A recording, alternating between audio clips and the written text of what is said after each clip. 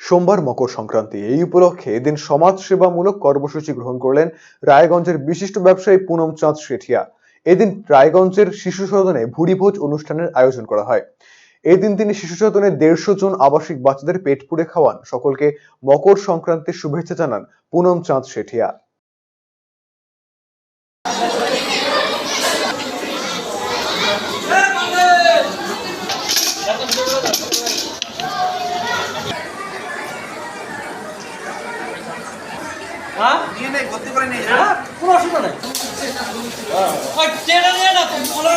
আজকে শিশু মকর সংক্রান্তি উপলক্ষে আমরা শিশু সদনের বাচ্চাদের পেট ভরিয়ে খাওয়ানো হচ্ছে।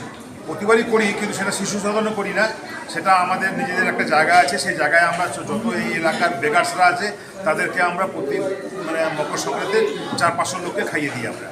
হ্যাঁ, এই মকর সংক্রান্তি প্রোগ্রামটাই ফার্স্ট টাইম।